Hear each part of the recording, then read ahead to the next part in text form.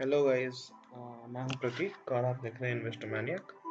आज हम बात करने वाले हैं इन्वेस्टमेंट प्लानिंग के बारे में और कैसे कोई एक बिगनर अपनी इन्वेस्टमेंट प्लानिंग स्टार्ट कर सकता है। तो आइए शुरू करते हैं। तो सबसे पहले हमको ध्यान रखना है कुछ पॉइंट्स का जो हम एक इन्वेस्टमेंट प्लानिंग से पहले जरूर अपने ध्यान में रखेंगे। तो सबसे पहला पॉइंट है do not take credit cards. ये मेरा पर्सनल एक्सपीरियंस है। Credit cards are not very beneficial for beginners. बहुत ज़्यादा हेल्प आपको नहीं मिलेगी।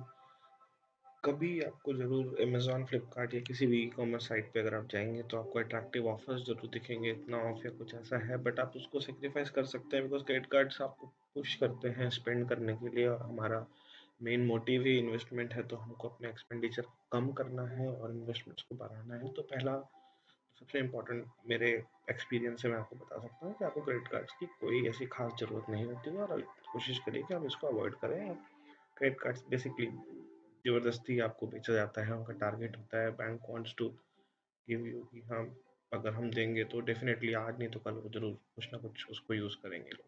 ठीक है, तो क्रेडिट कार्ड से आप अगर पॉसिबल है तो दूर रहिए। दूसरा है start as early as possible. तो ये तो शायद सबसे बेसिक चीज़ है कि आपको जितना जल्दी हो सके इन्वेस्टमेंट के लिए स्टार्ट करना चाहिए। चाहे आप स्टार्टिंग में अपनी इन्वेस्टमेंट अमाउंट जो है अपनी सैलरी के हिसाब से कम रख सकते हैं जिसमें आप कंफर्टेबल हो। और जितना जल्दी आप स्टार्ट करेंगे उतना जल्दी आपको लाइक रिटर्न्स मिलना स्टार्ट होंगे। और जैसे कि एक पेड़ लगाने के लिए हम जैसे पहले सीड लगाते हैं तो उसमें पानी देते हैं और बहुत सारी लाइक बहुत टाइम लगता है तब जाके वो एक पूरे पेड़ में कन्वर्ट होता है, तब हमें कुछ रिटर्न मिलना स्टार्ट होता है। तो एक बहुत ही सही एग्जांपल है कि स्टार्ट हमें क्यों अर्ली करना चाहिए बिकॉज हम बहुत कम समय में बहुत ज़्यादा पैसा नहीं कमा सकते हैं। कोई शॉर्टकट नहीं है इन्वेस्टमेंट में। अगर होता तो सब लोग बहुत शॉर्ट टाइम में ही अमीर बन जाते हैं, but it is a long time taking process. ऐसा है तो जितना जल्दी स्टार्ट करेंगे उतना ही आपको ज़्यादा बेनिफिट मिलेगा इस चीज़ का। और एक अप्रोच होती है लाइक इन्वेस्टमेंट के लिए। अगर आप अप्रोच अगर देखें तो हमारा बेसिक जो भी एक नॉर्मल कॉमन मैन है उसका यही अप्रोच होता है कि पहले आपको अपने खर्चे पूरे करने हैं, फिर बचा हुआ पैसे को हम सेव करते हैं। तो हमें उस अप्रोच से बाहर निकलना है। हमको अपनी इन्वेस्टमेंट्स को प्रायोरिटाइज करना है।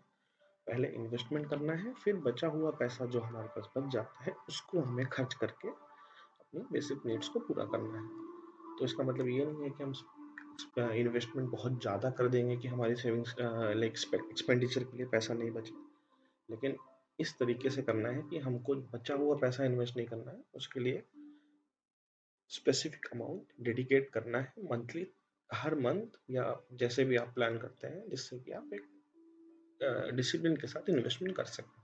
उसके बाद आपको अपने इन्वेस्टमेंट्स को डाइवर्सिफाई करना है। जैसे एक बहुत कॉमन सेइंग है, do not put all your eggs in the same basket. तो उसका ये मतलब है कि अगर हम एक ही जगह सारा पैसा लगा देते हैं रियल एस्टेट में, स्टॉक मार्केट में या म्यूचुअल फंड्स में या गोल्ड में, तो अगर वो जो भी लाइक जिस भी फील्ड में हम पैसा लगा रहे हैं वो अगर बहुत ज़्यादा अच्छा रिटर्न आपको नहीं दे रहा है तो आपका सारा पैसा ब्लॉक हो जाता है। ऐसा कभी नहीं करना है, हमेशा डाइवर्सिफाई करना है। हर चीज़ को थोड़ा थोड़ा लेंगे। जैसे कि आप कभी अपने खाने की थाली लगाते हैं तो सिर्फ चावल खा के ही नहीं काम चल सकता है, सिर्फ रोटी खा के ही नहीं काम चल सकता। रोटी के साथ सब्जी भी चाहिए, सब्जी के साथ सैलेड भी होना चाहिए। तो इस तरीके से आप जब एक जैसा खाना आप रोज नहीं खा सकते हैं, एक ही चीज़ एक साथ बहुत नहीं खा सकते हैं, तो वो आपको डाइवर्सिफाई करना ज़रूरी है जिससे अगर एक चीज़ रिटर्न दे ना दे दूसरा उसको कवर अप कर ले। ठीक है, तो फिफ्थ पॉइंट और तो है health insurance and term insurance. तो ये इसमें सबसे इम्पोर्टेंट पॉइंट मैं कह सकता हूँ। तो हेल्थ इंश्योरेंस और टर्म इंश्योरेंस ये दोनों चीज़ें हर इंसान को फाइनेंशियल प्लानिंग करते हुए सबसे पहले करानी चाहिए। हेल्थ इंश्योरेंस आजकल बेसिकली लाइक कोई भी अगर जो भी एमएनसी में काम करता है, जो जॉब करता है, तो उनके ऑफिस की तरफ से डेफिनेटली एक हेल्थ इंश्योरेंस प्रोवाइड किया जाता है जो एक एम्प्लॉयर एक एम्प्लॉय को फैसिलिटी देता है। वो आपके इनकम से ही कटता है। और मैं आपको फिर भी मैं एडवाइस करूँ तो मैं एडवाइस करूँगा आप अपना पर्सनल कराएं। सभी लोग सैलरीड नहीं होते हैं, कुछ सेल्फ एम्प्लॉयड होते हैं, कुछ बिजनेस में होते हैं, कुछ like different different ways of earning होता है, सबका एक जैसा नहीं होता है। तो आप हेल्थ इंश्योरेंस एक अच्छे अमाउंट का जरूर कराएं। लाइक इंडिविजुअली अगर आप अपने फैमिली में मदर फादर या आपकी जो वाइफ है, बच्चे हैं, जैसे जो भी आपकी फैमिली का साइज है उस हिसाब से आप हेल्थ इंश्योरेंस जरूर कराएं। उसके उसके लिए ये ना सोचे कि इंश्योरेंस एक नेगेटिव थिंग है, इसको हमारी कभी क्या ज़रूरत पड़ेगी या नहीं पड़ती है। बहुत ही इम्पोर्टेंट चीज़ है, इसको बिल्कुल मिस नहीं कर सकते हैं। टर्म इंश्योरेंस में एक जो फाइनेंशियल प्लानर है जिस तरह वो सजेस्ट करता है, आपकी जो भी अर्ली इनकम है उससे 20 गुना आप टर्म कवर ले सकते हैं। अगर सपोजिंगली आप कमाते हैं, लाइक आप साल का 5 लाख रुपए कमाते हैं, तो 1 करोड़ रुपए का आपको टर्म इंश्योरेंस करा लेना चाहिए। जितनी अर्ली कराएंगे उतनी कम आपको प्रीमियम पे करना पड़ेगा, और वो आपको बेनिफिट दे ना दे, एक आपका फैमिली के लिए कवर हो जाता है। और हेल्थ इंश्योरेंस ऐसा है कि आजकल हेल्थ में आप कुछ नहीं कह सकते, कब क्या हो जाए कुछ नहीं बताया जा सकता। तो हेल्थ इंश्योरेंस बहुत ज़रूरी है फ्यूचर में। कभी भी मैं नहीं चाहूँगा दोनों में से किसी भी इंश्योरेंस को क्लेम करने की आपकी कभी भी ज़रूरत पड़े, बट स्टिल हम नहीं गेस कर सकते हैं फ्यूचर में क्या होगा क्या नहीं होगा कैसा चलेगा। और अभी कोविड के बाद तो खैर बहुत लोगों ने ये चीज़ फॉलो करनी स्टार्ट की है। अब जो कोविड में स्टार्ट आया था उसके हिसाब से इंडिया में अराउंड 1.7% ही लोग हैं जिन्होंने हेल्थ इंश्योरेंस या टर्म इंश्योरेंस करा रखा है। तो उनको, अगर उनमें से किसी को कुछ ऐसा मतलब बेनिफिट मिला होगा उसका इस दौरान, जो कोविड का जो ऐसा अनप्रेसिडेंटेड सिचुएशन हुआ था, तो उन लोगों का डिसीजन आज सही साबित हुआ होगा। तो इसलिए हमेशा ये लाइक इंडिया में एक ड्रॉबैक है कि हम इंश्योरेंस को लाइक कंस्ट्रक्टिव वे में नहीं लेते हैं। हम इंश्योरेंस की जगह LIC की पॉलिसी ले लेंगे जिसमें हम टैक्स बचा लेंगे, हमारी इन्वेस्टमेंट भी उसी में कवर हो गया, उसी में हमारा ये लाइक टर्म कवर भी हो गया। तो वो किसी भी चीज़ में बेनिफिशियल नहीं होता है, क्योंकि वो तीनों चीज़ हम एक ही उससे करना चाहते हैं। तो वो थोड़ा सा डिस्काउंट के चक्कर में गलत हो जाता है, और बहुत ज़्यादा हमें बेनिफिट नहीं मिल पाता है उस चीज़ का। तो इसीलिए आप हेल्थ इंश्योरेंस और टर्म टर्म इंश्योरेंस को सबसे पहले कराइए, उसके बाद आगे की चीज़ें सोचिए। चलिए तो आगे बढ़ते हैं। अब हम बात करते हैं कि हमें स्टार्ट कैसे करना है। कोई भी बिगिनर कोई एक थंब रूल या कुछ ऐसा है जिससे कि हम स्टार्ट कर सके। तो एक मैं गूगल कर रहा था, तो इस पे मुझे एक ये बेसिक सा रूल मिला, 50-30-20 रूल, एक कह सकते हैं एक थंब रूल है। इसके हिसाब से आप इस रूल को फॉलो करके कोई भी बिगिनर अपनी फाइनेंशियल प्लानिंग कर सकता है, जिसमें हम अपनी जो मंथली इनकम है उसको 3 टुकड़ों में बांट देते हैं। पहले टुकड़े को हम 50% में रखते हैं, जिसको हम नीड्स के अंदर लेते हैं, जैसे कि जो आपकी डे टू डे नीड्स है। जैसे आपका रेंट हो गया, अगर आप रेंट पे रह रहे हैं तो आपको जो पर मंथ आपको जो रेंट आपको देना है वो, या अगर आप अपने घर में रह रहे हैं, अगर आपकी आपकी कोई EMI चल रही है, आपने लोन लिया है, तो वो होम EMI हो गई। तो वो एक बेसिक नीड है, क्योंकि वो तो आपको देना ही है। फिर इलेक्ट्रिसिटी, फूड, जो भी चीज़ें हैं उसमें, फिर बाकी डेली नीड्स जो भी आपको जो डे टू डे लाइफ के लिए मतलब आप मतलब पढ़ सकते हैं सामने। तो ये जो चीज़ें हैं ये नीड्स में आ रही, तो इसमें आपका 50% ऑफ द सैलरी जाएगा।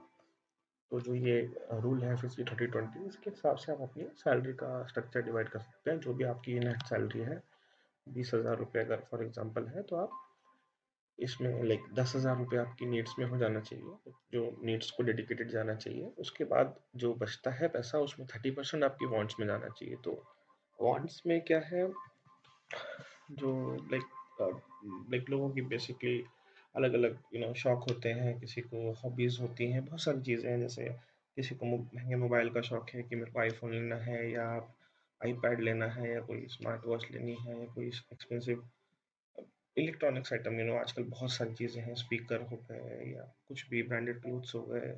ठीक है, गाड़ी में कोई स्पीकर लगाना है या एक्सेसरीज, ये बैक कैम, बहुत सारी चीज़ें हैं ना। जो भी आपके वांट, वो डिपेंड करती है, पर्सन टू पर्सन वेरी करती है।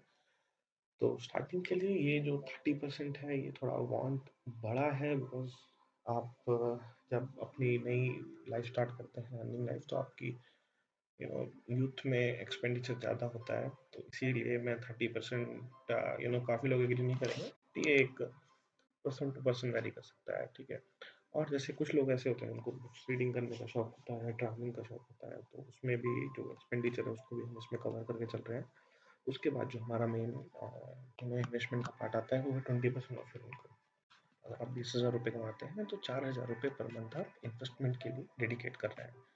तो हमको कैसे करना है, हमें 20,000 रुपये आपके एक तारीख के जो भी एक किसी डेट को आपके अकाउंट में क्रेडिट हुए, आपने उसका 20% जो आपके सेविंग्स और इन्वेस्टमेंट का है उसमें आपने इन्वेस्ट कर दिया एज अर्ली एज पॉसिबल, और पहले इन्वेस्ट कर दिया। फिर बचे हुए जो 80% अमाउंट है उसका आप वांट्स और नीड्स में अपने हिसाब से एलोकेशन कर सकते हैं। वो आपका अपना पर्सनल डिसीजन भी हो सकता है। तो उसमें हम सेविंग, जैसे आप सभी लोग जानते हैं, क्योंकि जाती है रिटायरमेंट कॉर्पस क्रिएट करने के लिए, और लाइक हम kids education, kids marriage, future goals, बहुत सारी ऐसी चीज़ें हैं जिनके लिए आपको बड़ा अमाउंट चाहिए। जैसे इसमें से कुछ मैंने स्पेसिफाई कर दिया, कुछ आप खुद सोच सकते हैं आपको फ्यूचर में किस चीज़ के लिए क्यों कितना पैसा चाहिए होगा। ठीक है, तो इन्वेस्टमेंट कहाँ कहाँ कर सकते हैं हमको? अगर डाइवर्सिफाई करना है तो हम ये 4-5 चीज़ें जो मैंने मेंशन यहाँ कर रखी है, mutual fund, stock, PPF, FD. तो म्यूचुअल फंड हम सभी लोगों ने नाम सुना ही होगा। स्टॉक, शेयर मार्केट, जैसे कि जो लोग नए हैं वो म्यूचुअल फंड से स्टार्ट कर सकते हैं। पीपीएफ एक बहुत ही अच्छा वे है इन्वेस्टमेंट का। उसके बाद जो बैंक एफडी कॉमन वे है। रियल स्टेट और लाइक रियल स्टेट इंडिया में बहुत प्रेफर किया जाता है, और गोल्ड गोल्ड में इन्वेस्टमेंट भी बहुत प्रेफर किया जाता है। तो real estate and gold surrender, so हम मतलब